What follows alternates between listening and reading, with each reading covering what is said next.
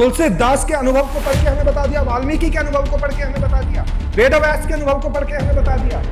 क्या ये ऋषि हैं? विचारक हो सकते हैं, ये प्रचारक हो सकते हैं, केवल उन ग्रंथों का प्रचार करने वाले। लेकिन उन ग्रंथों के मर्म को जब तक आपके भीतर कोई नहीं उतारेगा, जब तक धर्म के मर्म को नहीं जानोगे, तब तक ठगे जाओगे नहीं। तब तक अध्यात्म के नाम पर गुमराह करने वाले लोग हमारे भोले भाले जीव को बेवकूफ बनाते हैं।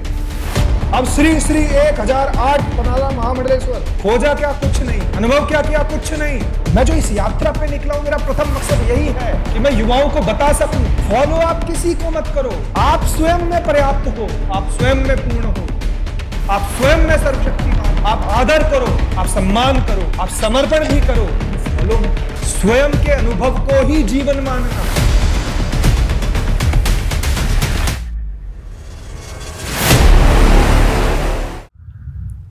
आज सत्य सनातन की बात करने में आप सभी के बीच आया हूं।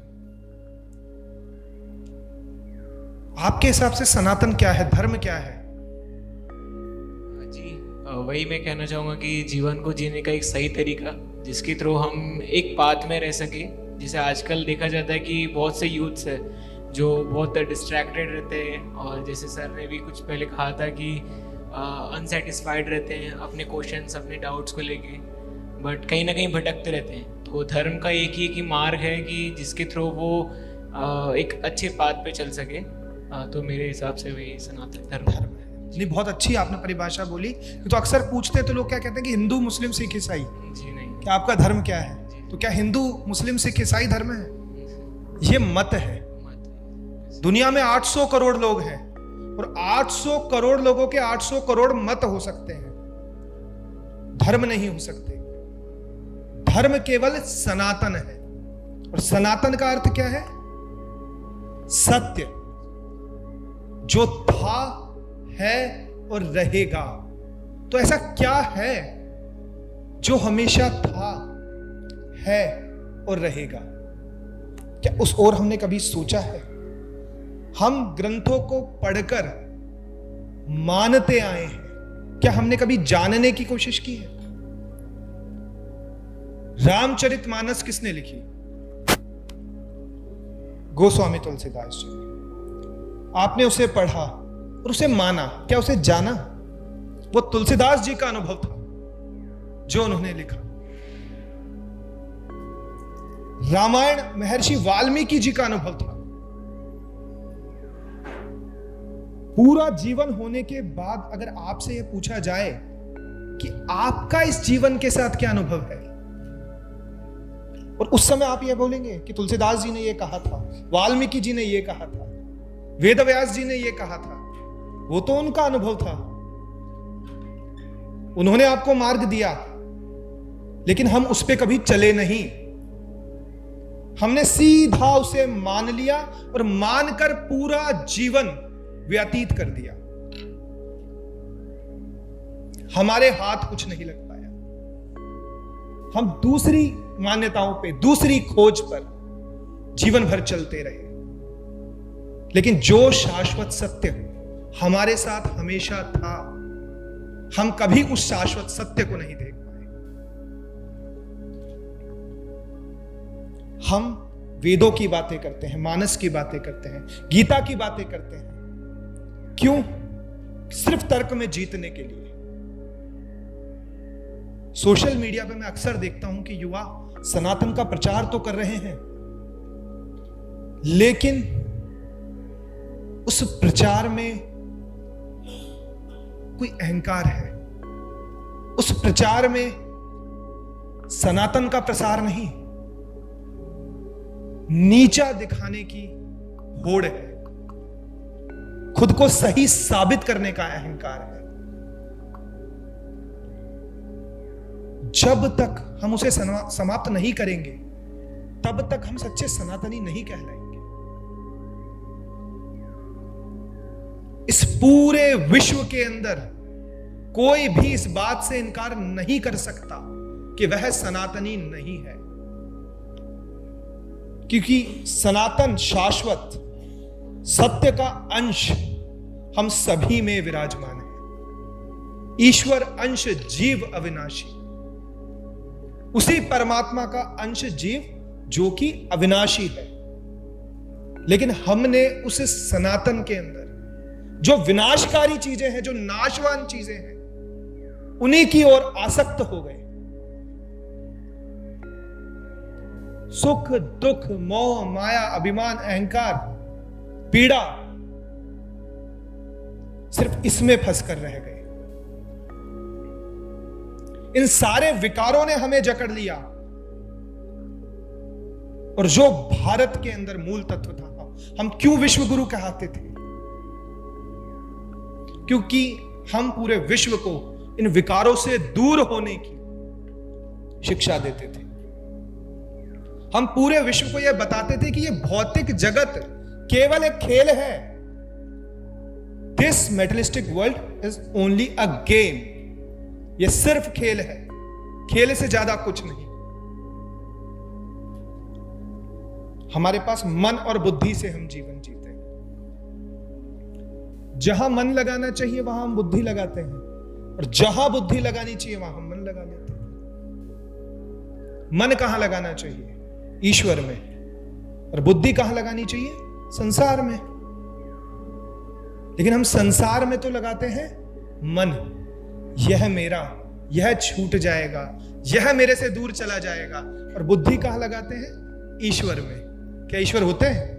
होते हैं तो कहां है? किसने देखा है? उल्टा कर दिया हमने। इस एक खेल की शुरुआत हुई थी उस शाश्वत सत्य से, उस परब्रह्म परमात्मा से, जिसने खुद से ही अनेक बना दिए। उस स्वयं का ही विभाजन हम हैं। और आप सोचिए कि अगर हम इस बात को जान जाएं कि हम उस परमपिता परमेश्वर का ही अंश है, और कोई नहीं, हम वही हैं। We are the reason of this whole creation. हम इस पूरे ब्रह्मांड के होने का कारण हैं। आप खुद सोचिए, जब आप गहरी नींद में होते हैं तब क्या यह संसार होता है? नहीं होता। कहां चला जाता है? आप हैं, आप देख रहे हैं, आप महसूस कर रहे हैं, इसीलिए यह संसार है। संसार से आप नहीं, आपसे संसार है। इसीलिए हमारे वेदों में कहा गया है, अहम ब्रह्मास्मि तत्वमसि। वह तू है, वह मैं हूं। लेकिन क्या उसे जानने की कोशिश की है? हम मंदिर गए, प्रार्थनाएं की, लेकिन वैसे के वैसे लौट कर आ गए। कोई व्यक्ति 50 वर्षों से मंदिर जा रहा है, लेकिन कोई परिवर्तन नहीं आ रहा है, तो क्या उस मंदिर जाने का महत्व है? आप जाओ और लौट कर जो आप हो वो ना आओ, जो आप समझते हो। आप समझते हो कि मैं यह एक शरीर हूं, लेकिन क्या आप शरीर हो? मेरा हाथ, मेरा दर्द, मेरा दुख। तो जब यह शरीर काम करना बंद कर देता है, तब कहां चल जाते हैं वह? मेरा सुख, मेरा दुख कहां चले जाते हैं? पूरी जिंदगी हम बताई हुई इस भ्रम में जीते हैं कि हम यह शरीर है। और सबसे बड़े दुख का कारण भी यही है कि आपने इस बात को बहुत पूर्ण रूप से मान लिया कि आप यह शरीर हो। इसीलिए दुख ने आपको जकड़ लिया। एक शब्द आज के समय युवाओं में बहुत चल रहा है, पहले नहीं होता था। Depression, stress, anxiety. क्या इससे हमारा सच में कोई नाता है? नहीं है। आपके ही मन के द्वारा कल्पित किया गया एक भ्रम, जो कभी प्रकृति ने आपको नहीं दिया था, कभी ईश्वर ने आपको नहीं दिया था। हमारी आत्मा अनंत है। वो अनंत काल से, जब से सृष्टि की रचना हुई है, तब से इस यात्रा में शामिल है।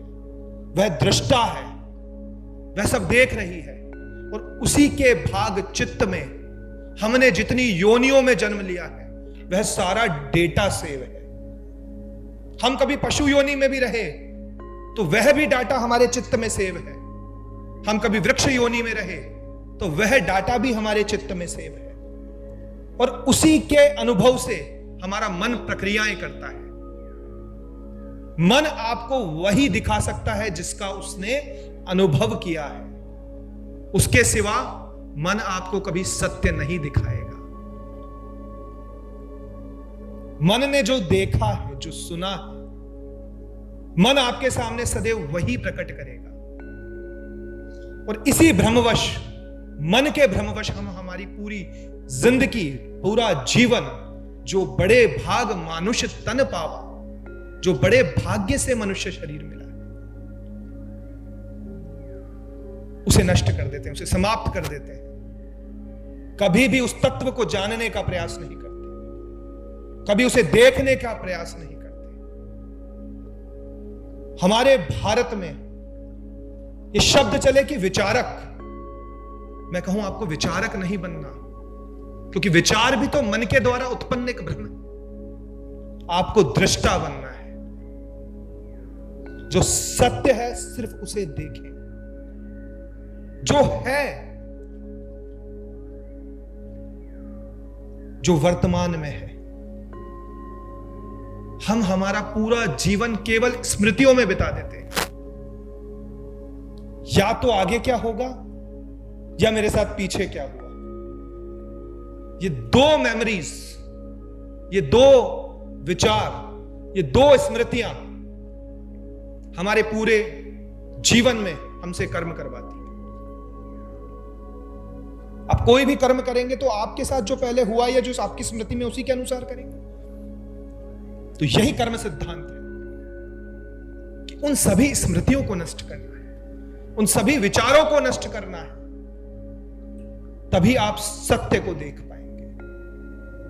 सत्य की खोज नहीं करनी, खोज असत्य की करनी है, क्योंकि अगर असत्य का पता चल गया तो सत्य तो कहीं गया ही नहीं था, सत्य वहीं था, वहीं विराजमान था।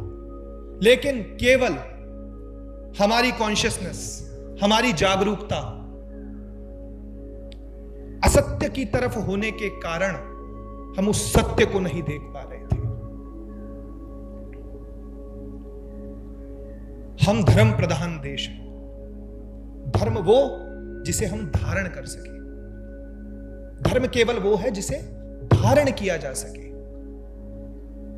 और धारण आप केवल अध्यात्म को कर सकते हैं, केवल आत्मा को कर सकते हैं। बाकी यह संसार निश्चित छूटेगा, कितना ही आप प्रयास कर लीजिए, कितना भी पकड़ने की कोशिश कर लीजिए, ये सब नाशवान है, ये सब नश्वर है। यह आपकी आत्मा जानती है। ऐसा कौन है जिसे नहीं पता? सबको पता है। लेकिन मन कभी भी आपको आत्मा की तरफ जाने नहीं देता, भ्रमित करके रखता है। वह आपको गुलाम बनाकर रखता है, जबकि मन का पोटेंशियल क्या है? वह खुद बहुत अच्छा गुलाम है और बहुत खतरनाक मालिक। अगर मन को मालिक बना दिया तो ही इज वेरी डेंजरस, बहुत खतरनाक है। लेकिन अगर मन को गुलाम बना लिया तो ये बहुत अच्छा नौकर है। आप सोचिए, व्यक्ति जिंदगी भर प्रैक्टिस करके अपने विषय में बहुत टैलेंटेड हो जाता है, तो क्या इतना काफी है कि आपने सब अर्जित कर लिया और टैलेंटेड हो गए? याद करो कुरुक्षेत्र के द्वापर युग को, जहां पर महाभारत का युद्ध शुरू होने वाला है और सबसे प्रबल कुशल धनुर्धारी अर्जुन विषाद योग में पड़ जाता है, टेंशन में आ जाता है। धर्म क्षेत्रे कुरुक्षेत्रे समवेता युत्सव मामका पांडवाश्चैव किम कुर्वत्त संजय दृष्टवातु पांडवानीकम व्यूढ़म दुर्योधनस्तदा आचार्य संगम्य राजा वचनम अब्रवीत। तो जो अर्जुन इतना बड़ा धनुर्धर था, जिनके मित्र स्वयं श्री कृष्ण थे, जिन्हें किसी भी प्रकार का अपने टैलेंट पे डाउट नहीं था। सामने वाले कौरव जिससे भयभीत थे, युद्ध के मैदान में आके वह अर्जुन कहता है कि मुझे युद्ध नहीं करना, ये सब मेरे अपने हैं, क्या मैं इन्हें मारूंगा? तो व्यक्ति, हमारे साथ भी यही भ्रम होता है। हम पूरे जीवन में पढ़ाई लिखाई करके इतना टैलेंटेड तो हो जाते हैं, लेकिन वह हमारे अहंकार का कारण बन जाता है। और हम जो जिंदगी के मैदान में कर रहे होते हैं, हमें लगता है यही सही है, क्योंकि मैं तो टैलेंटेड हूं, मैं तो धनुर्धारी हूं, मैं थोड़ी गलत कहूंगा।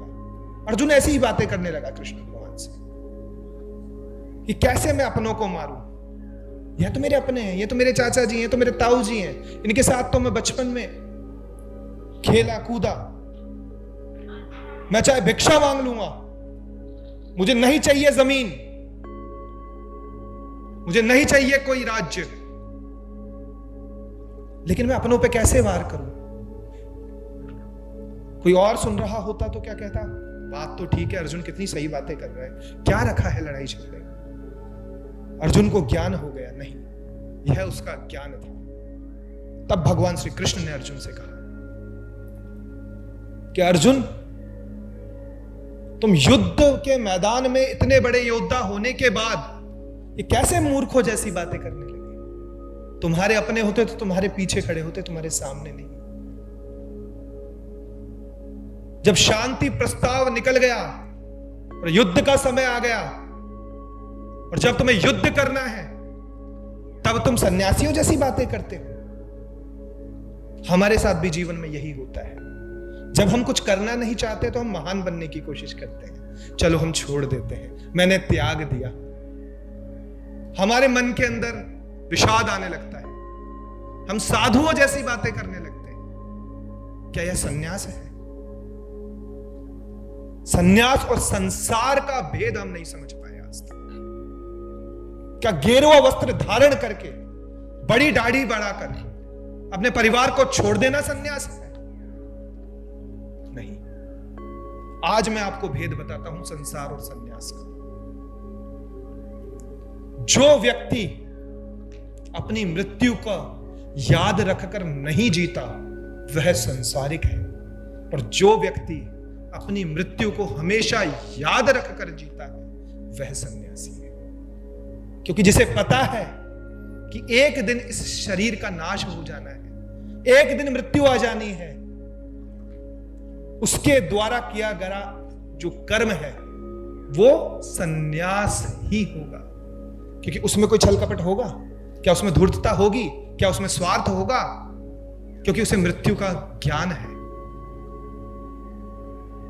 जिस व्यक्ति को अपने परम सत्य मृत्यु का ज्ञान नहीं है, जो उससे भयभीत है,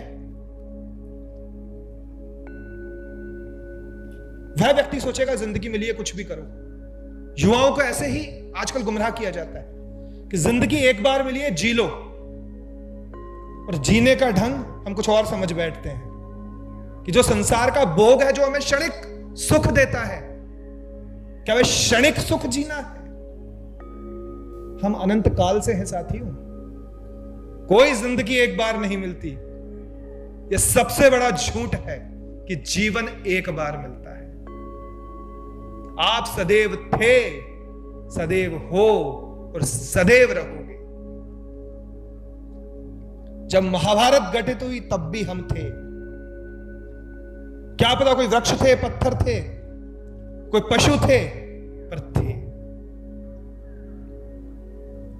जब भगवान श्री राम अयोध्या वापस आए तब भी हम थे। कहीं कोई नहीं जाता, सदैव सब यहीं रहते हैं। लेकिन हमारे दिमाग में इस प्रकार का ज्ञान भर दिया गया है कि हम स्वयं को तो भूल गए और आसक्त हो गए इस नाशवान शरीर से, आसक्त हो गए इस नाशवान संसार से। बड़े बड़े कथावाचक मंचों पर बैठकर कहते हैं कि ये जगत झूठ है, कहते हैं ये जगत मिथ्या है। तो मैंने भी पूछ लिया एक कथावाचक से, तो फिर मैंने कहा जगन्नाथ क्या वह भी झूठ है? बोले नहीं नहीं वो झूठ नहीं है।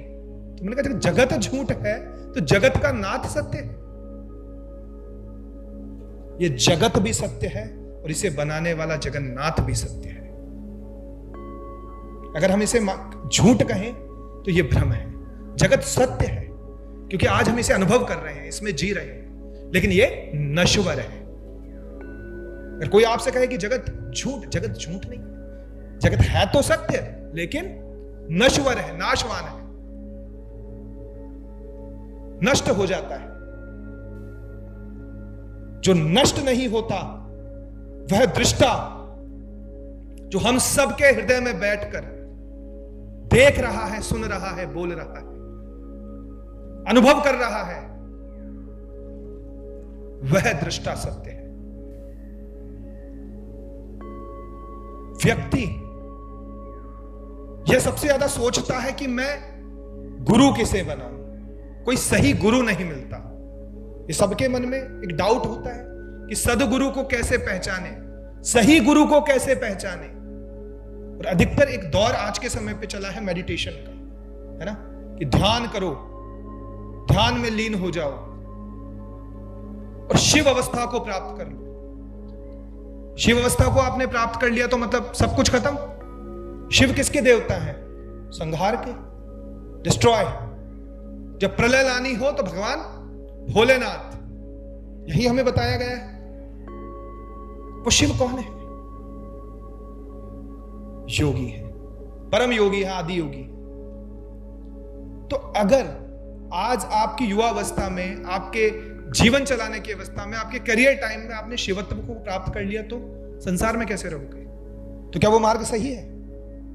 अप्लाई हो रहा है धर्म की तरह, लेकिन हम केवल होड़ कर रहे हैं। हम बिना जाने सिर्फ मानकर पीछा कर रहे हैं। शास्त्रों के अनुसार ईश्वर के 2 अवतारों को गुरु कहा गया है। श्री रामचरितमानस में कि वंदे बोधमयम नित्यम गुरुम शंकर रूपिणम यमाश्रितो ही वक्रोपी चंद्र सर्वत्र वंदते।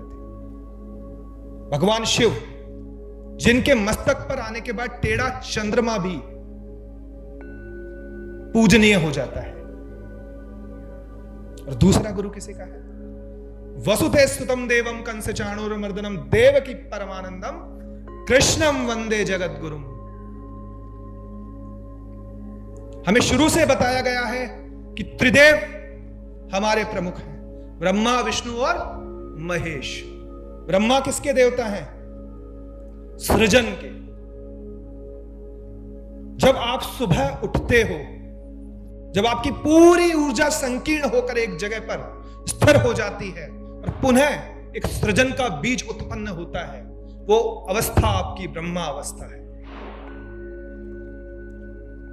द्वितीय विष्णु जो पालन करते हैं।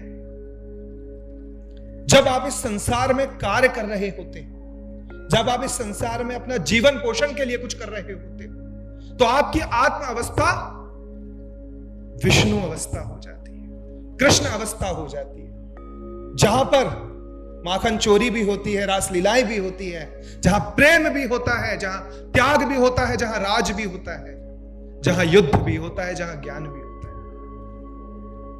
और जब आप अपने सभी कर्मों से निवृत्त हो जाते हो, और संहार मतलब क्या है? सृष्टि का संहार, तुम्हारा संहार नहीं।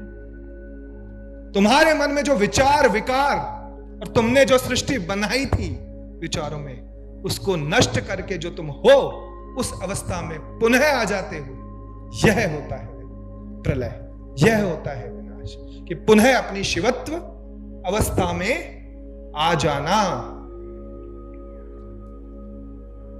तो जिससे हम निकले हैं,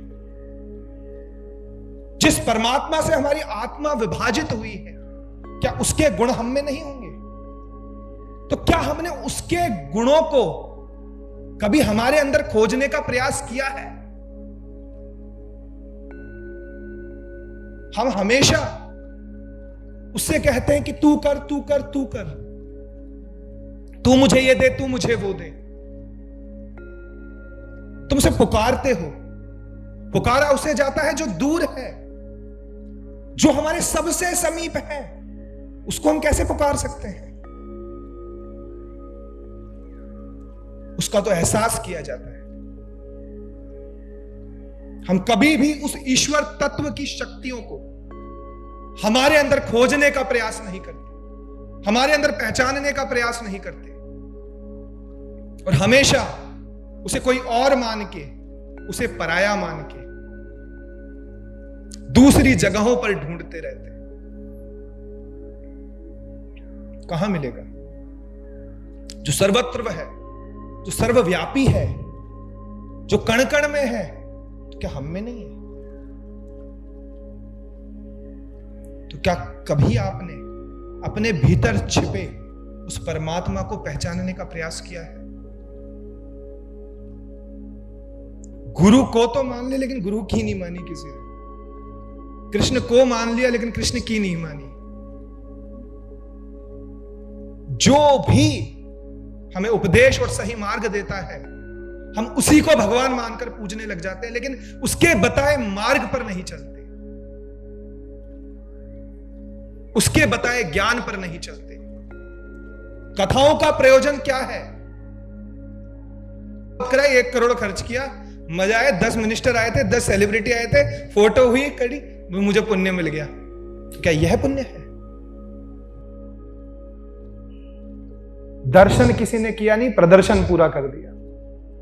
जब तक धर्म के मर्म को नहीं जानोगे, तब तक ठगे जाओगे मित्र। तब तक अध्यात्म के नाम पर गुमराह करने वाले लोग हमारे भोले भाले जीव को बेवकूफ बनाते रहे। हम सिर्फ फॉलोवर बन के रह जाएंगे। बुद्ध को ज्ञान हुआ तो बौद्ध धर्म बना दिया। क्या गौतम बुद्ध बौद्ध धर्म से थे? उनका खुद का जन्म क्षत्रिय परिवार में हुआ। क्या महावीर जैन थे? जिसे बोध होता है हम एक और नए धर्म का निर्माण कर देते हैं, और वहीं से हम सनातन को विस्मृत कर देते हैं, बुला देते हैं। जीवन जीने का हमारा मार्ग कोई भी हो सकता है, तरीका कोई भी हो सकता है, लेकिन धर्म केवल एक है, सत्य और सनातन। अगर बुद्ध को ज्ञान हुआ तो इसमें तुम्हें कुछ नहीं मिला, वो बुद्ध को हुआ, वो बुद्ध का अनुभव है, वो हमारा अनुभव नहीं है। हमारा अनुभव यही है जो हमने जिया, जो हमने देखा, जो हमने अनुभव किया। और हमने, जब हम सोचेंगे कि जब तक हम दृष्टा नहीं बने, तो हमने केवल जो पशुत्व था, जो पशु योनियों में किया, वो यही किया। खाना पीना, परिवार बढ़ाना, क्या एक पशु नहीं करता? पशु भी इसी समान जीवन जीता है। तो फिर हमारे मनुष्य होने का क्या फायदा? हम में चेतना का स्तर इतना उच्च होने का क्या फायदा? कोई फायदा है? जब तक जानोगे नहीं, तब तक पहुंचोगे नहीं।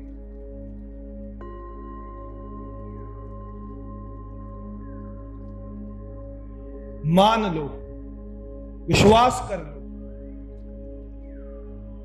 हम यहां बैठकर अभी एक आपस में बातें कर रहे हैं, इस बात पे हमें विश्वास करने की जरूरत है कि चलो विश्वास कर लेते हैं। विश्वास उस पे किया जाता है जो हमने जाना नहीं या देखा नहीं,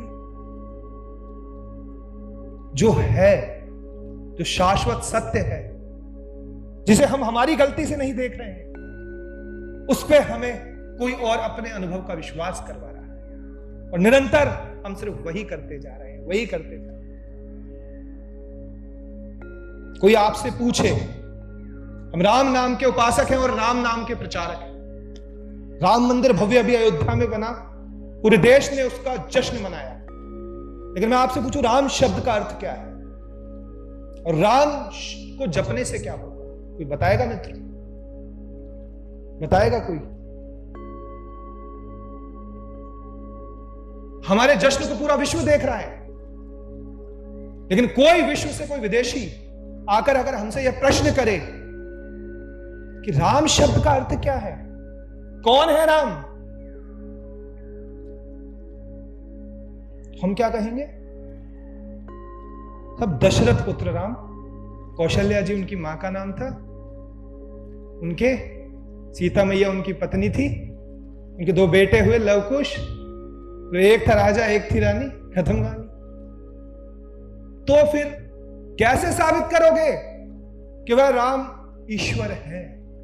मैं मेरे सनातनी भाइयों से पूछ रहा हूं कि प्रश्न आएगा जब राम को लेकर मैदान में जाओगे, राम का नाम लेकर जब धर्म के प्रचार में जाओगे और आपसे यह प्रश्न किया जाएगा कि कौन है राम, तो कैसे उन्हें ईश्वर तत्व में साबित करोगे? हम रामायण सुनते हैं, पढ़ते हैं, सीरियल में देखते हैं, राम मंदिर का जश्न भी मनाते हैं, लेकिन सोचिए कि एक प्रश्न अभी उठा कि राम कौन है और हम निरुत्तर हैं, उत्तर नहीं दे पा रहे, तो क्या हम सही मार्ग पे हैं?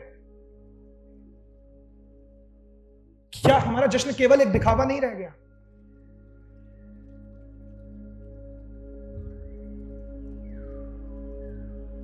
बंदौ नाम राम रघुवर को, हेतु कृशानु भानु हिम कर को। हम अक्सर कहते हैं कि राम से बड़ा राम का नाम। क्यों कहते हैं? कैसे हुआ राम से बड़ा राम? कोई बता पाएगा? किसी से भी अगर मैं पूछूं यहां कि राम से बड़ा राम का नाम क्यों है, कोई बता पाएगा? क्या ज्ञात है हमें? तो आज मैं आपको इसी से शुरुआत करते हैं कि कौन है राम। साइंटिफिक बताऊं, वैज्ञानिक दृष्टिकोण अगर आ जाए ना अमेरिका से भी, नासा से भी, तो भी कहते हैं ना हम सिद्ध कर देंगे कि राम पूर्ण रूप से विशुद्ध वैज्ञानिक है। वैज्ञानिक ही नहीं, विज्ञान के तो बहुत साइड इफेक्ट्स होते हैं कि अभी चलते चलते मेरा माइक बंद हो गया था, है ना, बोर्ड में से करंट आ जाता है, लेकिन जो हमारा राम रूपी विज्ञान है, इसीलिए हनुमान चालीसा में कहा है राम रसायन तुम्हारे पास आ। केमिस्ट्री की बात हुई है मित्र, रसायन शास्त्र, ऐसे ही कह दिया कि राम रसायन तुम्हारे पास आ। क्यों कहा है फिर? कौन है राम? र बीज, आ बीज और म बीज। र बीज होता है अग्नि तत्व, आ बीज होता है सूर्य तत्व, म बीज होता है चंद्रमा तत्व, मतलब जल तत्व, जिनसे इनकी उत्पत्ति, उद्धार, संहार और नियंत्रण होता है। उन तीनों बीजों को मिलाकर बनता है राम। अग्नि से रूप बनता है, तो अग्नि तत्व नहीं हो तो कोई रूप संसार में दिखाई नहीं देगा। अगर सूर्य आदित्य बीज ना हो तो हम में प्राण ऊर्जा नहीं रहे, और जल तत्व नहीं रहे तो बॉडी में कितना % पानी है? तो राम के बिना कोई है? मानस की चौपाई है कि बंदौ नाम राम रघुवर को, हेतु, हेतु मतलब बीज, कृषाणु अग्नि, भानु सूर्य, हिमकर चंद्रमा। तो र बीज, आ बीज और म बीज से मिलकर बना है राम, जो आदि है, जो अनंत है, जो त्रेता से पहले भी था, और उसी नाम के उपासक हैं, उसी नाम को जप करते हैं। कौन? भोलेनाथ, महादेव, हमेशा। राम से बड़ा राम का नाम क्यों है? राम कौन से काल में हुए? त्रेता में।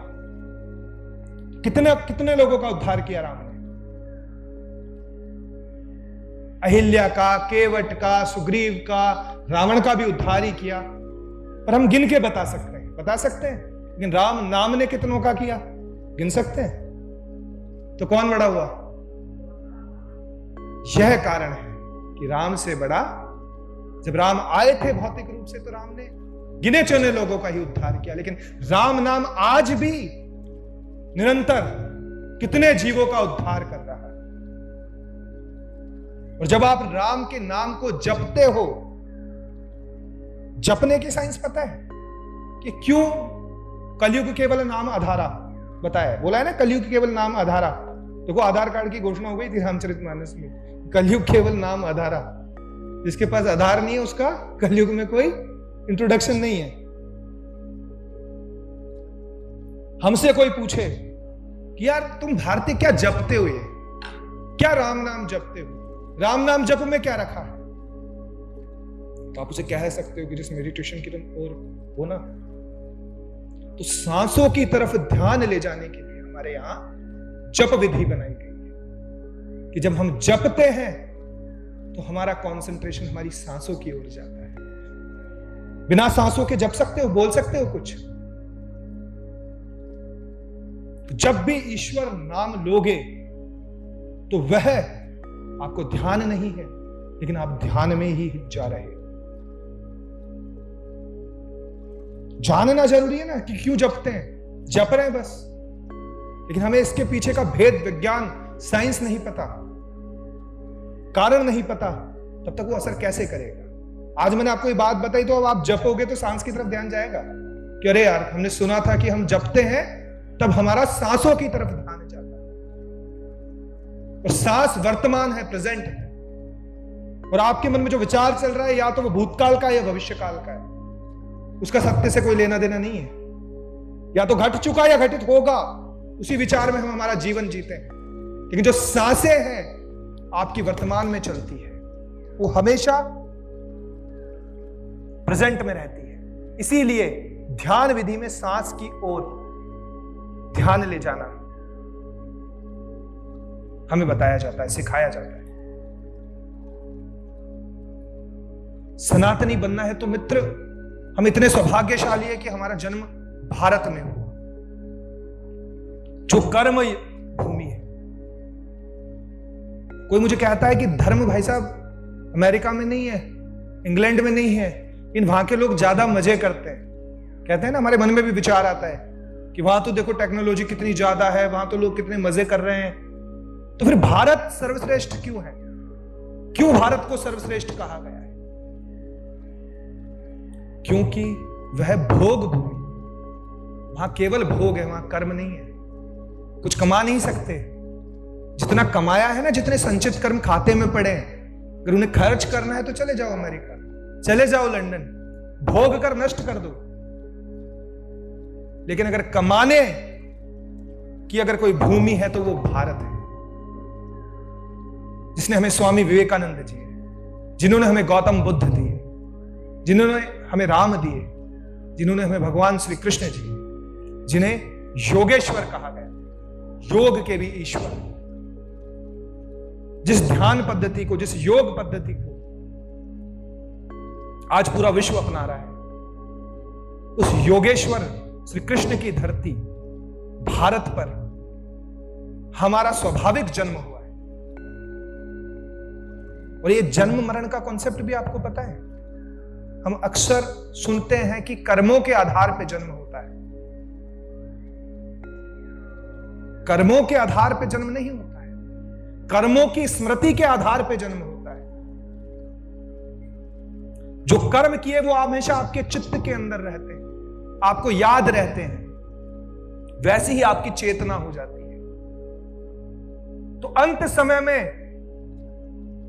आपकी चेतना जैसी होती है, वैसा ही शरीर पुनः आपकी आत्मा ग्रहण करती है। सारा खेल स्मृति का है।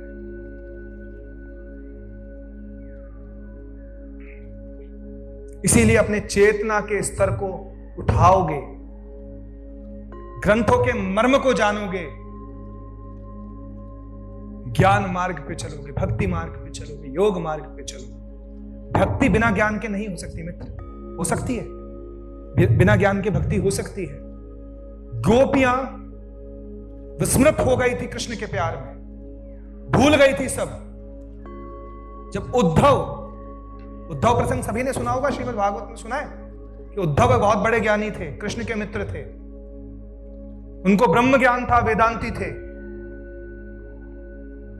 जब कृष्ण वृंदावन के लिए रोते थे तो उद्धव उनसे कहते थे कि हे कृष्ण, तुम परब्रह्म परमात्मा होने के बाद भी रोते हो, तुम्हें ज्ञान नहीं है। कृष्ण ने कहा कि चल तुझ में ज्यादा है, तो होकर आ एक बार वृंदावन।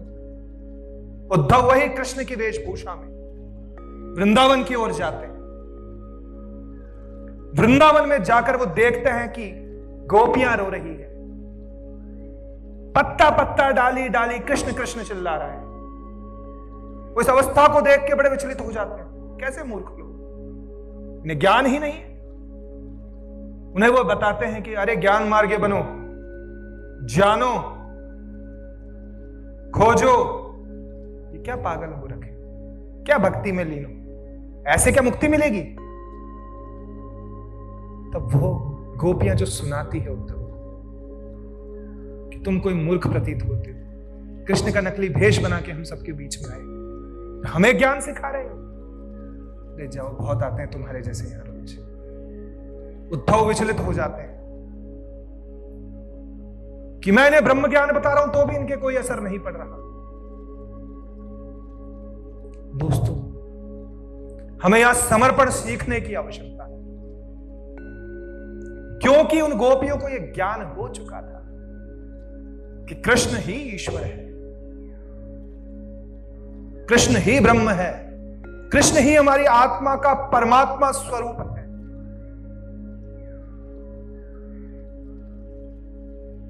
तो जिसे यह ज्ञान हो जाए तब भी वह उसके प्रति समर्पित ना हो, तो मूर्ख तुम हो या हम हैं? अपने पति के प्रति तो नहीं हुई ना इतनी समर्पित गोपियां, कृष्ण के प्रति ही हुई। और आप देखो, संसार में अगर अभी ऐसा होने लग जाए तो कोई नारी अपने पति को छोड़ के दूसरे के प्रति समर्पित हो जाए तो उसका सम्मान होगा, अपमान होगा? अपमान होगा। लेकिन इनका सम्मान क्यों बढ़ा? क्योंकि इनका समर्पण संसार की ओर नहीं, संन्यास की ओर था, जो सत्य था उसकी ओर।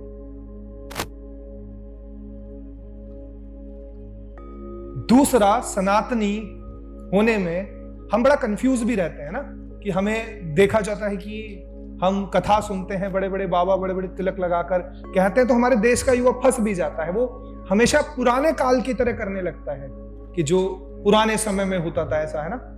देखिए मित्र, तब रथ पे युद्ध होता था, आज राफेल से हो रहा है। तो ये रथ से राफेल परिवर्तन है। अगर भगवान श्री कृष्ण कलयुग में होते तो सबसे ज्यादा इंस्टाग्राम पे फॉलोवर्स उनके होते। सबसे लेटेस्ट एमपी जो मेगापिक्सल वाला कैमरा है वो भगवान श्री कृष्ण के पास होता नहीं होता। एआई के वो बहुत अच्छे जानकार होते। टेक्नोलॉजी हमारे सदुपयोग के लिए, टेक्नोलॉजी से हमें दूर नहीं होना और हाईटेक होना है, क्योंकि ये युग आधुनिक युग है, लेकिन उसका उपयोग सदुपयोग होना चाहिए। हम हमारे आइडल्स सोशल मीडिया पे आज ऐसे बना लेते हैं कि हम स्वयं अकेले को कमरे में बंद करके और स्वयं से यह प्रश्न पूछें कि क्या मुझे इसे फॉलो करना चाहिए। कोई सिर्फ खाना खा के रील बनाता है, हम उसके फॉलोवर हो जाते हैं। कोई गालियां बकते हैं, हम उनके फॉलोवर हो जाते हैं। कोई कुछ नहीं कर रहा, सिर्फ गाने पे डांस कर रहा है, हम उसके फॉलोवर हो जाते हैं। जहां से हम कुछ ग्रहण ही नहीं कर पा रहे हैं, जहां से हमारे जीवन में 1% भी परिवर्तन नहीं आ रहा है, अब उसे कैसे फॉलो कर सकते हैं?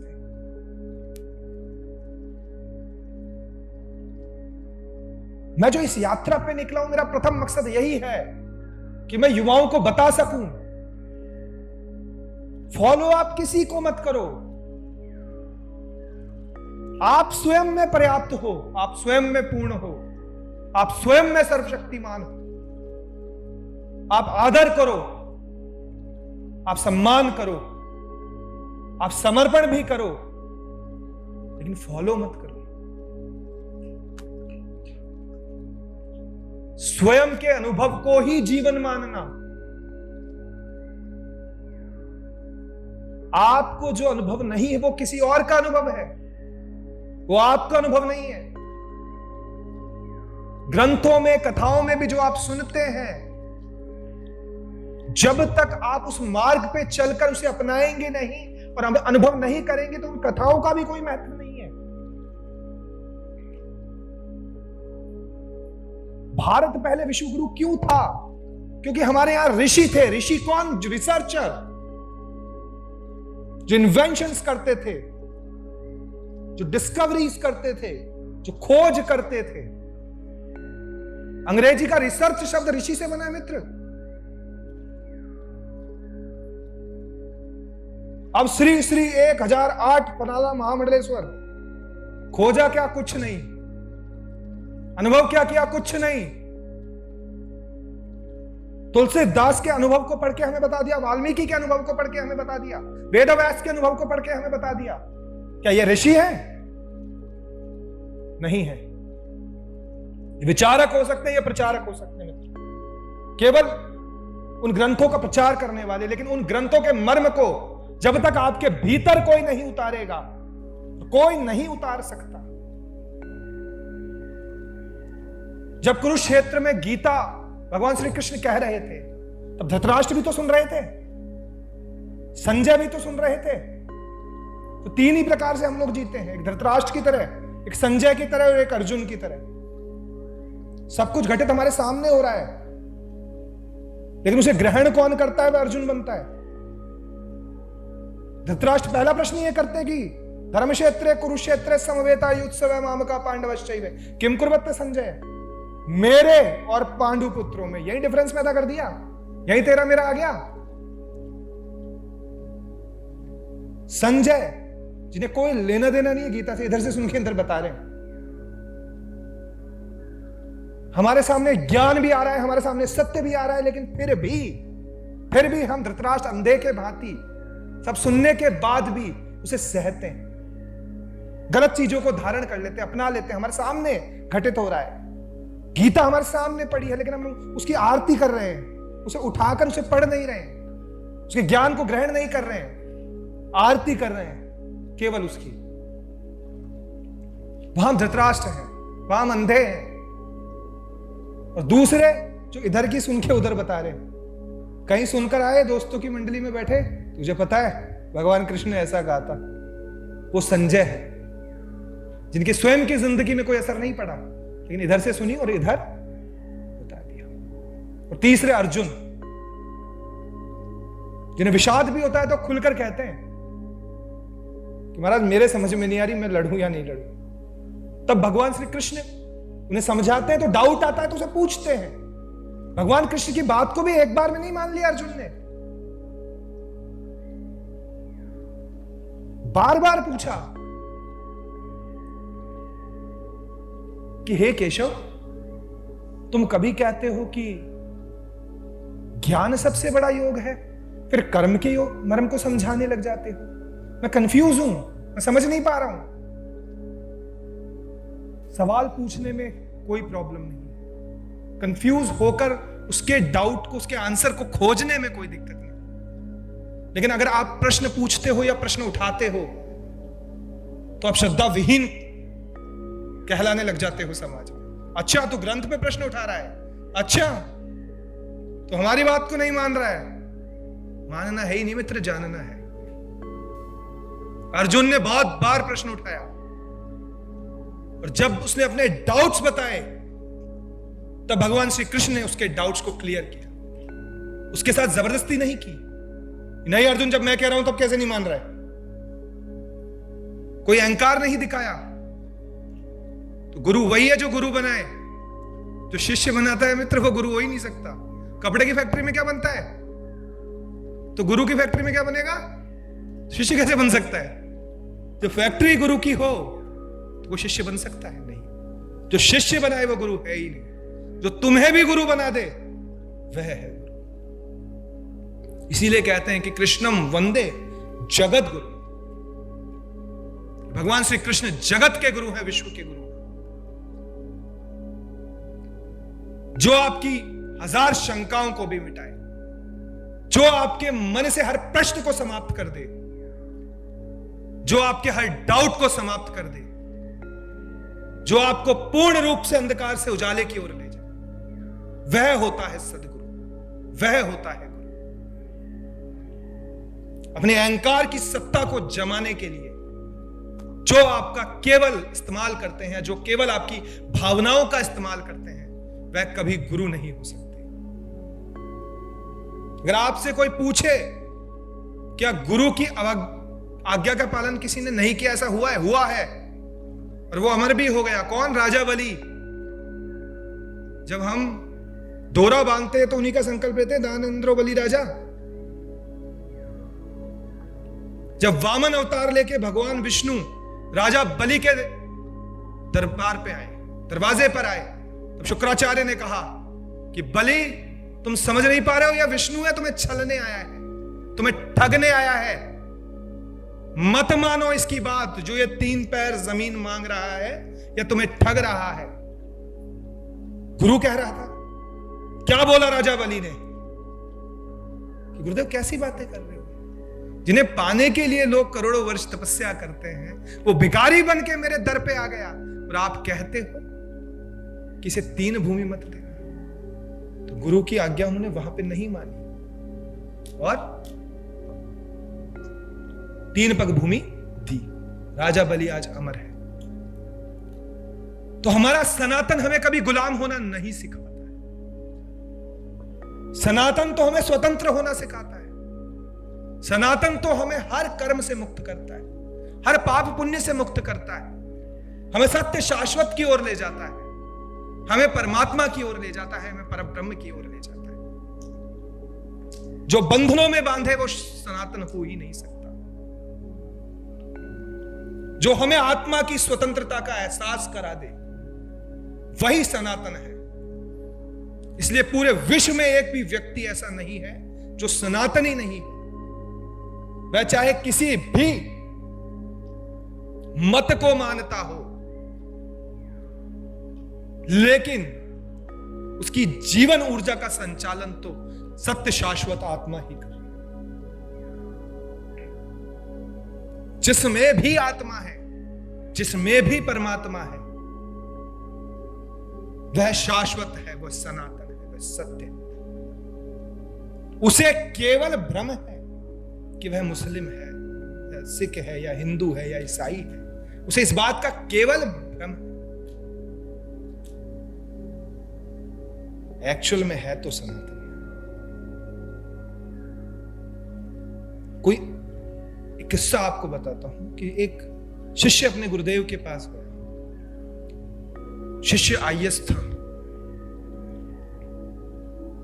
उसने जाकर गुरुदेव से कहा कि मुझे भगवान से मिलना है। बोला अभी मिलवा देते हैं। अच्छा बताओ क्या मैसेज भेजूं? तुम्हारा नाम बताओ। उसने बताया। तुम्हारा पद? उसने बता दिया था फलाना आईएएस हूं, फलाना मेरा नाम है। ठीक है, भगवान का कॉल आ जाएगा। फिर बोला यार आईएएस से अगर रिटायर हो गया फिर गलत जगह नहीं लग जाए। अच्छा तुम्हें किसने बताया कि तुम्हारा नाम, जैसे मानो शिव सिंह बोल दिया हो कि तुम्हारा नाम शिव सिंह है, कि साहब मेरे माता पिता ने। तुम हो थोड़ी तो तुम्हें बताया है, तुम पता ही गलत दे रहे हो। अगर तुम पता ही और नंबर ही गलत दोगे तो कॉल सही कैसे लगेगा? हमसे कोई पूछे हम कौन हैं, तो हम जो फलाना नाम हमें बताया गया है बचपन से, हम वही बताएंगे कि हम वह ही हैं। वह केवल इस संसार में हमको पहचानने का एक तरीका है, हम वो नहीं है। वो केवल हमारे शरीर की एक पहचान है, हम वो हो ही नहीं सकते। हमारे तो न जाने कितने नाम रहे हैं, कितने जन्मों में, कभी क्या रहा है, कभी क्या रहा है, लेकिन हम पकड़ कर बैठ गए आज के इसी नाम को। अपने नाम को भूल जाओ एक बार, कोई सुख दुख कोई इच्छा बचेगी? अपने नाम को भूल जाओ कि मेरा नाम ये है और अब ये है ही नहीं। कुछ बचा? सुख दुख इच्छा परेशानी टेंशन सब उस नाम से जुड़ी है जो तुम हो ही नहीं। तो किसकी टेंशन लेके बैठे हो भाई? जो टेंशन तुम्हारी है ही नहीं, वो टेंशन लेके तुम जी रहे हो। जो तुम्हें बताए गए एक नाम की है, बस तुम्हारे शरीर की पहचान हो जाए, उन्हें सारी चिंताओं को हमने हमारा मान लिया, उन सारे दुखों को हमने हमारा मान लिया और उसी के अनुसार हम हमारा जीवन जीने लग गए। इसीलिए आज एंजाइटी, टेंशन, डिप्रेशन, इसके हम शिकार हो रहे हैं। कमल कैसे खिलता है? कीचड़ में खिलता है ना, लेकिन भगवान के चढ़ता है? चढ़ता है या नहीं चढ़ता है? भगवान को कमल नयन भी कहा जाता है, राजीव लोचन भी कहा जाता है। उसी प्रकार इस संसार में तो हम हैं, लेकिन हमें कमल के समान जीना है, जो रहते हुए भी उससे ऊपर उठकर जीना, तब जाकर हमारे इस जीवन का कोई महत्व है, मूल्य है। अन्यथा भ्रांतियां या मान्यताओं में ही हम जीवन को समाप्त कर लेंगे।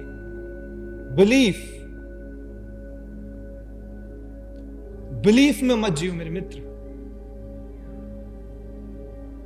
जब तक तुम्हारे समझ में नहीं आएगी कोई बात, तब तक कोई महत्व नहीं है। जिस अर्जुन के साथ कृष्ण खड़ा था, वह खुद युद्ध नहीं लड़ पा रहा था। क्यों?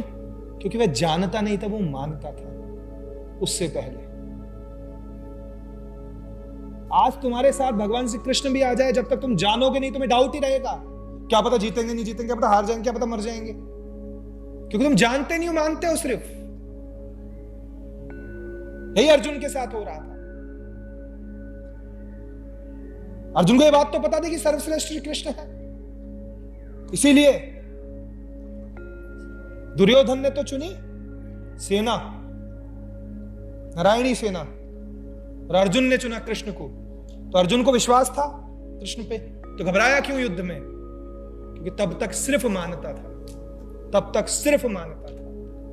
अगर मानने वाला भगवान तुम्हारे साथ भी आ जाएगा, तो भी तुम्हारा भला नहीं होगा। भगवान को भी विराट स्वरूप दिखाना पड़ा, उसको जन्माना पड़ा। हमारे धर्म ग्रंथ चीख चीख कर कह रहे हैं, हमारी श्रीमद् भगवत गीता इस बात का प्रमाण दे रही है कि भगवान दोस्त भी बन जाए, मित्र भी बन जाए, जब तक जानोगे नहीं तब तक पहुंचोगे नहीं मित्र। धनुष तक भी नहीं उठा पाया अर्जुन, जबकि पता था भगवान है, लेकिन मन में डाउट ही था। प्रमाण देना पड़ा ना ईश्वर को, जन्माना पड़ा ना वहां पर, सभी रूपों के दर्शन करवाने पड़े ना, तभी समझ में आया कि विराट स्वरूप ये भगवान परमात्मा है। उसके बाद अर्जुन नहीं रुका, समाप्त कर दिया युद्ध, जीत हुई। परमात्मा को पहचानने के बाद, परमात्मा को स्वयं के अंदर देखने के बाद, इस बात का एहसास जिस दिन हमें हो गया कि परमात्मा ईश्वर सदैव हर क्षण हमारे साथ, सामने कितनी ही नारायणी सेना हो, सामने कितने ही युद्ध हो, सामने कितने ही अस्त्र शस्त्र हो, यह एहसास आपको विजेता बना देगा। जिस धृतराष्ट्र को अपने पुत्रों से मोह था, जब उससे संजय ने पूछा, जब हम क्रिकेट मैच देख रहे होते हैं तो पूछते हैं ना कौन जीतेगा, बहुत देर से देख रहे हैं, जो आधा मैच हो जाता है तब हम आपस में ही चर्चा करते हैं कि मैच कौन जीतेगा। तब धृतराष्ट्र ने कहा, यत्र योगेश्वर कृष्ण तत्र पार्थो धर्मोधर्म। जहां पर योगेश्वर श्री कृष्ण, पार्थ उसे सहज पूर्वक सुनकर समझने वाले अर्जुन है, वही इस युद्ध को जीते। भगवान श्री कृष्ण ने अर्जुन के सामने ही यह निर्णय क्यों लिया कि मैं इसे ही ब्रह्म ज्ञान दूंगा? पहले भी दे सकते थे, इतने समय तक अर्जुन साथ रहता था, पहले भी तो मित्र था, पहले भी तो क्यों उस कुरुक्षेत्र की भूमि को चुना? वही क्यों यह ज्ञान दिया? क्योंकि जब तक परिस्थिति नहीं आती, हम भी कुछ समझने योग्य नहीं होते। जब परिस्थिति आती है हमारे सामने, जब विषाद आता है, जब दुख आता है, तब ही हम उस परम ज्ञान की खोज करते हैं। तो जिंदगी में कभी उदासी आए तो उदास मत हो, क्योंकि गीता का पहला अध्याय विषाद योग है, उदासीनता। अगर उदासीनता अर्जुन में नहीं होती तो गीता का ज्ञान उसे नहीं मिलता। अगर किसी कारणवश उदासी आ रही है, किसी कारणवश लग रहा है कि सब कुछ खत्म हो गया, मैं कुछ नहीं कर पाऊंगा, तो इस बात का विश्वास रखना कि वहीं से कुछ बदलने वाला है, वहीं से कुछ मिलने वाला है। जब तक समर्पण नहीं होता तब तक नया कैसे मिलेगा। अर्जुन की मानसिक स्थिति उस समय ऐसी हो गई थी कि अर्जुन ने कृष्ण को गुरु स्वीकार किया था, खुद को अज्ञानी माना था। हमारे साथ प्रॉब्लम यह, पूरी जिंदगी हम गलती स्वीकार नहीं करते, हम अज्ञानता को स्वीकार नहीं करते, हम खुद को सही साबित करते रहते, हम ये मानकर जीते रहते हैं हम तो सही है, हमें तो पता है, हम बहस कर लेते हैं। तो कोई कृष्ण हमें क्यों ज्ञान देगा? और वह कृष्ण कौन है? हमारी अंतर आत्मा, जो कृष्ण रूप में सदैव हमारे भीतर विराजमान है। जिस दिन हमारी मन और बुद्धि का साथ ये कृष्ण छोड़ देता है, उस दिन यह रथ अग्नि में जला दिया जाता है। जब तक इसे कृष्ण रूपी सारथी हृदय से चला रहा है, तब से ही रथ कहीं चलने योग्य है, कुछ करने योग्य है। जब कृष्ण ने साथ छोड़ दिया, तब रथ कोई काम का नहीं रहेगा। हमें समर्पण करना होगा, हमें हमारी अज्ञानता को मानना होगा। हमें जानना क्या है? किसी से पूछे जानना क्या है, क्योंकि मैं ईश्वर को जानना चाहता हूं। हम नहीं जानते, बस यही जानना है। जिस दिन यह जान गए कि हम नहीं जानते, उसी दिन से ज्ञान की शुरुआत हो जाती है।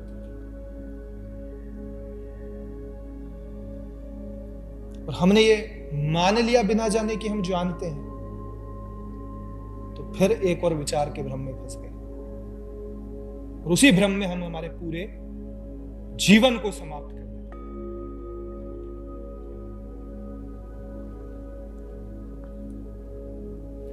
किसी ने मुझसे पूछा कि सबसे बड़ा दुख क्या है? मैंने कहा, ये मन तेरा है और तेरी नहीं मानता, इससे बड़ा दुख कोई नहीं है। बाहर कोई दुख नहीं है, ये मन हमारा है और हमारी ही नहीं मानता है, हमें भ्रमित करता है, और इस मन के अनुसार हम इस जीवन को जीते जा रहे हैं। और हम दुख, बाहरी दुख को अपना दुख मानते हैं, सिर्फ हमारा ध्यान है उसकी तरफ, वो दुख है नहीं हमारे साथ। मन से जैसे स्थिरता आ गई, सब दुख करते हैं, कोई दुख नहीं बचा। दुख तो तुम मानकर बैठे हो, न जाने कितना बोझा कब से ढोकर चलते जा रहे हो। पता नहीं किसकी गठरी, शरीर की गठरी अपने माथे पे लेकर जबरदस्ती का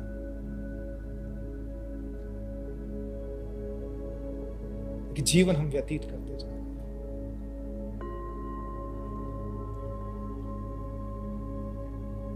थोड़ा बहुत एहसास करना चाहते हो? कौन हो? चाहते हो? अपनी आंखें बंद करना सब 5 मिनट के लिए। आत्मा ने एक गीत गाया है, उस गीत को मैं यहां चलाता हूं। सब विचारों को कोशिश करना, मैं जानता हूं कि एकदम से नहीं मिटाया जा सकता, लेकिन कोशिश करना कि कोई भी विचार दिमाग में इस समय ना आए। सब जो विचार पास्ट में चल रहे हैं उसे मिटा दे, जो फ्यूचर में सब मिटा दे, कोई विचार दिमाग में नहीं चले। आत्मा ने एक गीत गाया है जिसे आदि गुरु शंकराचार्य जी ने लिखा था। उस गीत को सिर्फ सुनना है, उसका अर्थ मैं आपको बताता हूं। केवल मैं जो बोल रहा हूं उसी को सुनना और किसी को नहीं सुनना, और कुछ नहीं है, कुछ भी नहीं।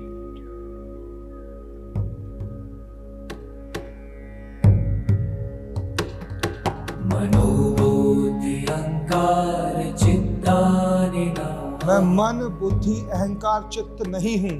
न च श्रोत्र जिह्वे न च घ्राण नेत्रे, ना मैं जीभ हूं ना मैं नेत्र हूं।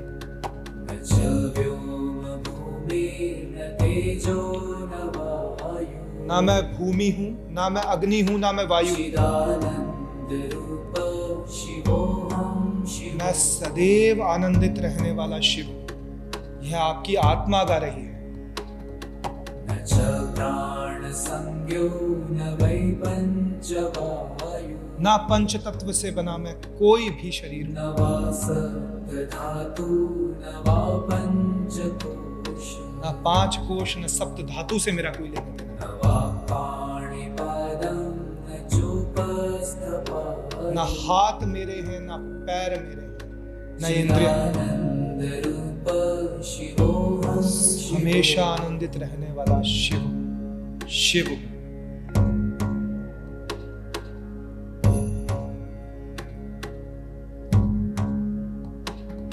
न मे द्वेषरागौ न मे लोभमोहो ना द्वेष, ना राग, ना लोभ, ना मोह। मदो नैव मे नैव मात्सर्यभावः किसी प्रकार का कोई विकार मुझ में नहीं।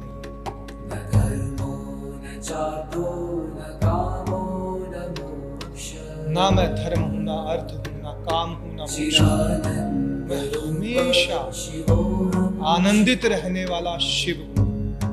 यह आपकी आत्मा कह रही है।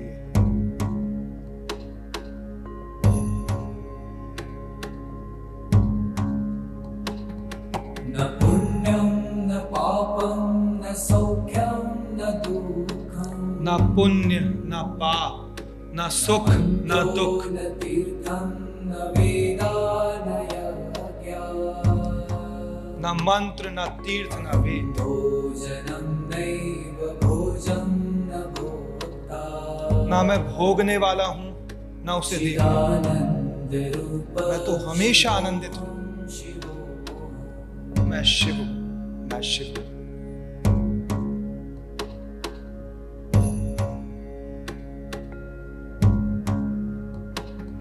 न मृत्युर्न शङ्का न मे जातिभेद ना मृत्यु, ना शंका, ना जाति, ना भेद। नैव मे नैव माता न जन्म सबका शरीर से रिश्ता है। बन्धुर्न मित्रं गुरुर्नैव शिष्यम् आत्मा स्वतंत्र है और परमात्मा है। चिदानन्दरूप शिवोऽहं मैं हमेशा आनंदित है, कोई दुख उसे नहीं घेर सकता।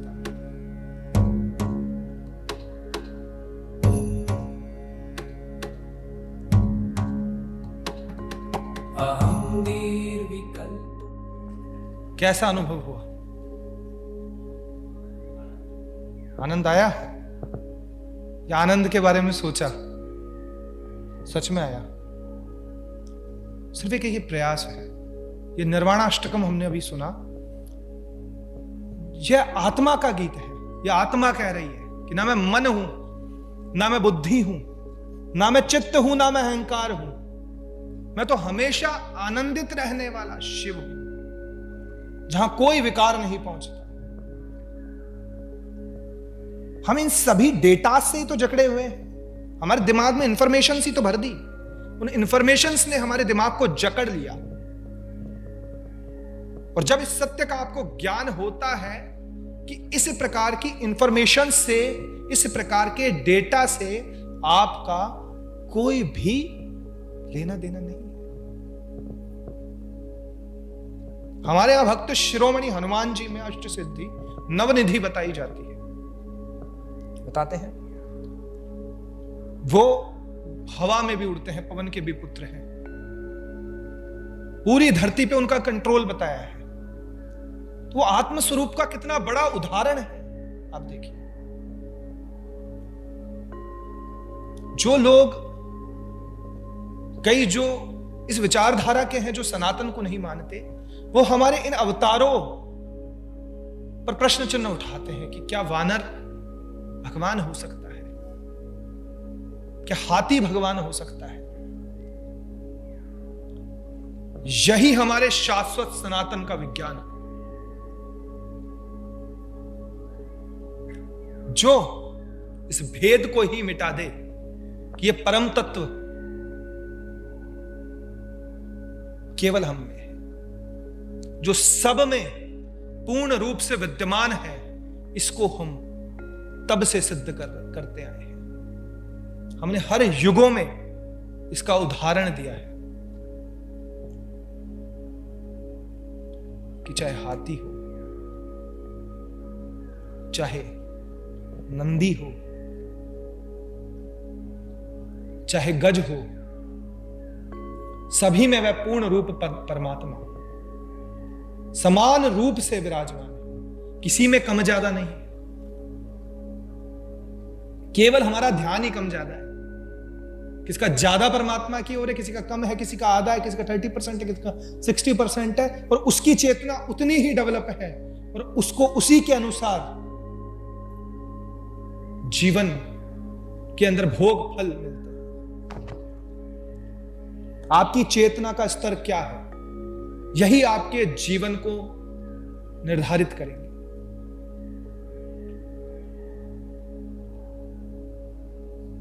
आज नागपुर में आके इस सेशन के माध्यम से मैं यही आप लोगों से निवेदन करने आया हूं कि चलो एक दौर ऐसा अब आया कि हम सनातन पर खुलकर बात कर सकते हैं। नहीं तो एक ऐसा समय था जब सनातन की बात करने पर, हिंदुत्व की बात करने पर यह कह दिया जाता था कि नहीं यार, तुम क्या ये छोटी बातें कर रहे हो, नैरो माइंडेड बातें कर रहे हो। हमें नैरो माइंडेड कह के चुप करा दिया जाता था। लेकिन सौभाग्य है यह समय भारत देश का, जहां पर हमारे राम मंदिर की स्थापना को भी पूरे विश्व में पूरी श्रद्धा और आस्था से देखा जाता है। आज चर्चा राम कृष्ण पर हो रही है, आज चर्चा हमारे वेदों पर हो रही है और खुलकर हम उसकी चर्चा कर पा रहे हैं, उसे स्वीकार्यता मिल रही है कि जो सत्य है उसकी ओर अंत में लौटकर तो सबको आना पड़ेगा। लेकिन हम सभी सौभाग्यशाली हैं कि हम इस युग में हैं जो सैकड़ों वर्षों से, जहां राम मंदिर का इतना बड़ा विवाद चला और हमारे सामने वह राम मंदिर बना, राम मंदिर बन गया। 22 जनवरी को हम सभी ने उसका उत्सव भी मनाया। लेकिन क्या इस उत्सव को हम कितने वर्षों तक लोगों के दिलों में रख पाएंगे? ऐसा ना हो कि इसका महत्व और उत्सव अभी तो चले, लेकिन एक वक्त ऐसा आए कि फिर से ये माहौल खत्म होने लग जाए। उसके लिए हमारी क्या जिम्मेदारी? हमें हमारे राम का प्रचार निरंतर जारी रखना है और उसे जानकर जारी रखना है, ताकि जब आप उसका प्रचार करें, हमारा यह धर्म है कि हम सभी के अंदर भीतर छिपे इस परमात्मा को जागृत करें, उसका उनसे परिचय करवाएं। इसीलिए हमारे यहां पर कथा का महत्व है, इसीलिए हमारे यहां यज्ञ का महत्व है, इसीलिए सामाजिक स्तर पर हम धार्मिक आयोजन करते हैं। पाश्चात्य संस्कृति में हेलो बोलते हैं और हम राम राम बोलते हैं। इसका क्या अर्थ है मित्र, राम राम बोलने का? कि तुझ में भी वही राम है और मुझ में भी वही राम है। मैं तेरे अंदर उस राम को देखता हूं, तू मेरे अंदर उस राम को देख। जब एक दूसरे में परमात्मा दिखेगा तो बुरा किसी का होगा ही नहीं। इसका कारण यह था, लेकिन केवल शब्दों तक यह सीमित रह गया। राम राम बोलते हैं, लेकिन मन में और दिमाग में आता है कि क्या मैं इसमें राम को देख रहा हूं? क्या इसके अंदर बैठे, भीतर बैठे राम को देख पा रहा हूं? हमने मान्यताओं पे जीवन जिया। किसी की शादी हो रही है, बहुत उल्लास का माहौल है, वहां जाकर कोई कह दे कि राम नाम सत्य है, तो वो खुश होगा या वो निराश हो जाएगा? वो निराश हो जाएगा। जबकि आपने क्या गलत कहा? राम नाम सत्य नहीं है, सत्य है। लेकिन आप इसे शादी में कह दो तो बुरा लगेगा। क्यों? क्योंकि सिर्फ वो मान्यता है कि राम नाम के सत्य को केवल शमशान में या अंतिम यात्रा में कहना है ना। शमशान के अलावा पूरी जिंदगी कहीं याद नहीं आता कि राम नाम सत्य है। जब वो सुनने वाला चला गया तब कहते हैं कि राम नाम सत्य है, जब सब सुन रहे हैं, उत्सव के माहौल में है, किसी के फेरे हो रहे हैं और आप जाके कहते हो भाई साहब राम नाम सत्य, वो डंडा लेके भगे आपके पीछे वहीं से कि महाराज हमारे यहां तो फेरे हो रहे हैं, आप ये क्या कह रहे हो। उसने सुना नहीं, उसकी मान्यता अंदर से निकल कर बोली कि ऐसा तो केवल उसने केवल उसे शमशान का मंत्र मान लिया, समझा ही नहीं ना उसे। जब आप उसे 2 गिलास पानी पिलाओगे, बिठाओगे तो महाराज एक बात सोचो मैंने क्या कहा है, राम नाम सत्य है, आप बता दो क्या असत्य है, तब वो जानेगा, तब वह क्रोध नहीं करेगा। जो प्रतिक्रियाएं हमें मिलती है वो अज्ञानता के कारण ही मिलती है। जब ठंडे दिमाग से हम सोचेंगे, पूर्ण रूप से हमारे यहां एक एक शब्द का महत्व है। ऐसे ही भारत को विश्वगुरु नहीं कहा गया।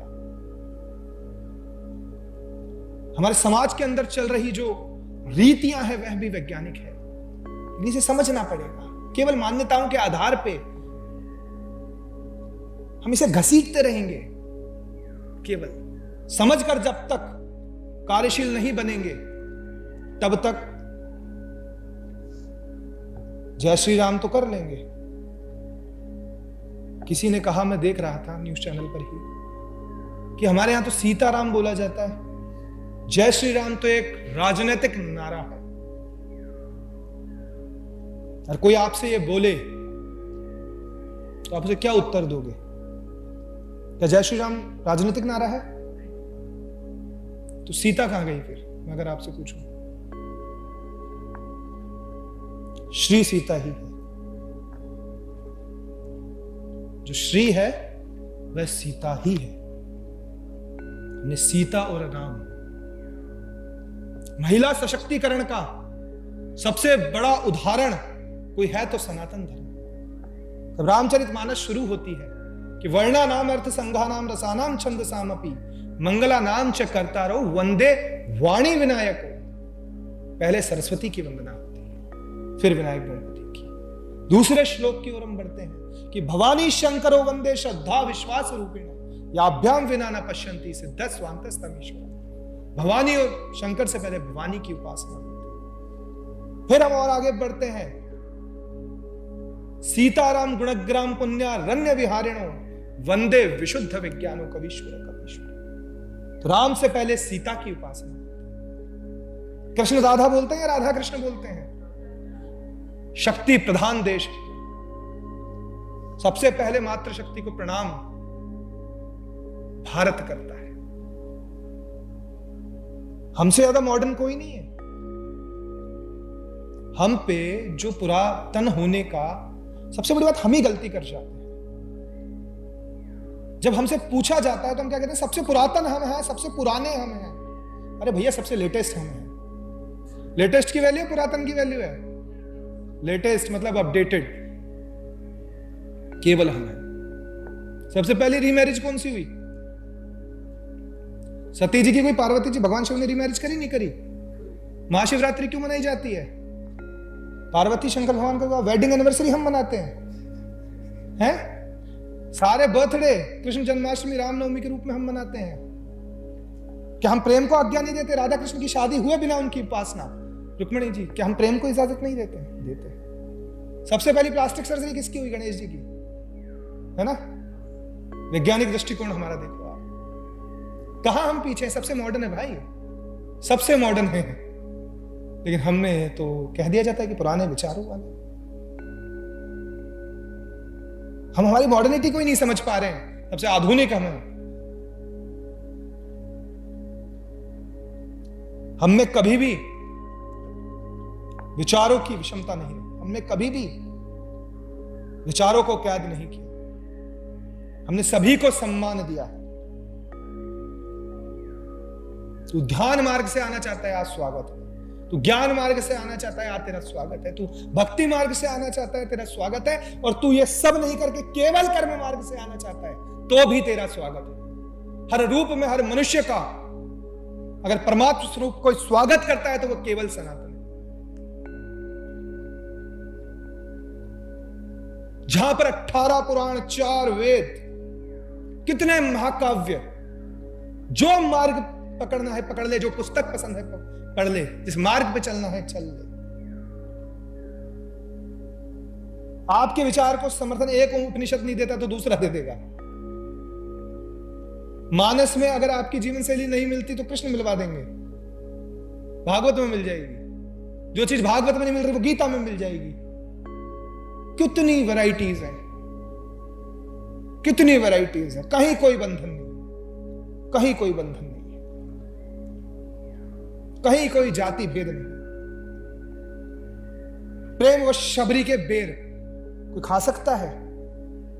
अच्छा, भगवान राम को कहते हैं भगवान नहीं है, चलो भगवान मत मानो, लेकिन कोई राजा का बेटा खा सकता है? फिर भी इन सभी गुणों को हम कब से सिखाते आ रहे, लेकिन सनातन को हमेशा आरोपित कर दिया जाता है, ये कहकर कि ये तो पुराना धर्म है, रूढ़िवादी है। नहीं भाई, नहीं, सबसे स्वतंत्र ही हम हैं। और पूरे विश्व को स्वतंत्रता की अगर कोई आजादी देता है तो वो केवल भारत देता है। जहां ईश्वर प्रेम में मग्न मीरा अपने परिवार को छोड़कर चली जाती है और ईश्वर के अंदर जाकर लीन हो जाती है, उस भक्त शिरोमणि मीराबाई की उपासना आज हम किस स्वरूप में करते हैं?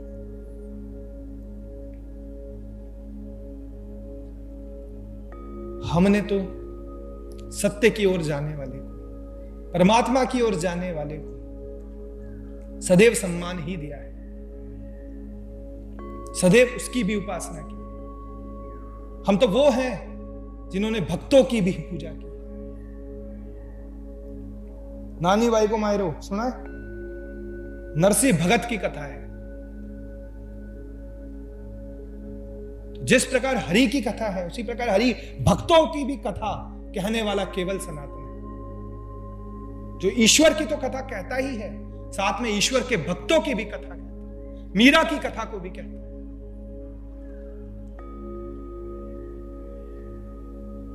नरसिंह भगत की कथा को भी कहता है। भक्तमाल तो एक ग्रंथ ही है हमारे यहां पर, जिसमें केवल भक्तों की कथा है। राजस्थान में रेवासा पीठ पर ही लिखा गया ग्रंथ है भक्तमाल, जिसमें सभी भक्तों को कैसे मुक्ति मिली, कैसे भक्ति मार्ग पे चलना चाहिए, उसकी भी कथा बताई गई। इतने शाश्वत सत्य सनातन धर्म के हम अनुयायी हैं। यह हम सभी के लिए गर्व का विषय है, हम सभी के लिए स्वाभिमान का विषय है। और मैं आपको इस बात की 100% गारंटी देता हूं कि इसे जानकर विश्व में आप कहीं भी चले जाओ, कहीं मात नहीं खाओ, कहीं मात नहीं खाओ। हनुमान जी के कैरेक्टर को अगर समझ लिया तो MBA करने की जरूरत नहीं है। सूक्ष्म रूप धरि सियहि दिखावा, विकट रूप धरि लंक जरा। जहां बुद्धि दिखानी थी वहां सूक्ष्म हो गए, जहां बल दिखाना था वहां बड़े हो गए। लेकिन हम ये सब जानते हुए भी जो कमजोर है उस पर बलशाली होते हैं, जहां बल दिखाना है वहां छोटे हो जाते हैं। ये तो हमारा लाइफ मैनेजमेंट है। जबकि हमारे पूर्वज, भगवान हमारे पूर्वज ही तो थे, उन्होंने क्या मैनेजमेंट किया हमने कभी ध्यान नहीं दिया। कृष्ण के चरित्र पर आरोप लगाए जाते हैं, कृष्ण तो ऐसे करते थे, कृष्ण तो वैसे करते थे। अरे कृष्ण ने जो लीलाएं वृंदावन में की, उनकी उम्र 5 वर्ष थी। 5 वर्ष के बच्चे के मन में क्या कोई गलत भावना आ सकती? कोई 5 वर्ष का बच्चा किसी के कपड़े लेके आज भी चला जाए तो क्या उस पर आरोप उंगली उठाओगे आप? लेकिन कृष्ण पे ऐसे आरोप लगते हैं। लेकिन कभी कृष्ण ने आरोप की चिंता नहीं की। कृष्ण ने वृंदावन को छोड़ा, जिसने पालन किया उस यशोदा को छोड़ा, जिसे प्रेम किया राधा को छोड़ा, मथुरा का राज मिला उसको भी छोड़ा, द्वारका गए वो भी डूब गई और यदुवंश का भी नाश हो गया। कभी डिप्रेशन में नहीं आए मित्र, क्योंकि उन्हें पता था ये सब खेल है, मैं क्यों आसक्ति इससे करूं। जो परम पिता परमेश्वर जो सक्षम सामर्थ्यवान है, वो परम पिता परमेश्वर मानव रूप में क्यों आया? वो सर्व सामर्थ्यवान अपने भगवान रूप में भी था, तो उसे क्या जरूरत पड़ी कि वह मानव रूप में आया? राम बनकर वन वन भटका, वे कृष्ण बनकर इतने आरोप, चोर खुद को कहलवा दिया। क्या जरूरत थी उस सर्व सामर्थ्यवान भगवान को? वो मनुष्य रूप में इसलिए आया कि उसने हमें आईना दिखाया कि तुम भी मेरे स्वरूप हो, लेकिन तुम भूल गए। तुम कर्म से आसक्ति रखते हो, तुम राज से आसक्ति रखते हो, तुमने सुखों को मान लिया जो सुख है। सुख जैसा कुछ नहीं है, तुम्हारे मन की केवल एक अवस्था है। तुम्हारे मन का हुआ वो सुख, जो मन का नहीं हुआ वो दुख। इससे ज्यादा कोई परिभाषा नहीं है। तुम्हारा सुख किसी और के लिए दुख है, तो सुख तो शाश्वत होता है। तुम्हें किसी चीज में खुशी मिलती है, दूसरे को दुख मिलता है। इलेक्शन में एक व्यक्ति जीतता है तो दूसरा दुखी होता है, हारता है। जो तो क्या संसार में मिलने वाले फल सुख हैं? हो ही नहीं सकते। सुख तो निरंतर तुम्हारे अंदर है, आनंद तो सदैव तुम्हारे अंदर है। इसीलिए श्रीमद् भागवत का पहला श्लोक है, भगवान की व्याख्या क्या की है कि सच्चिदानंद रूपाय विश्वोत्पत्त्यादि हेतवे तापत्रय विनाशाय श्री कृष्णाय वयम् है, जो सत्य, चित्त और आनंद का स्वरूप है। ऐसे भगवान श्री कृष्ण को मैं प्रणाम करता हूं। तो सत्य स्वरूप, चित्त स्वरूप और आनंद स्वरूप ही आपकी आत्मा।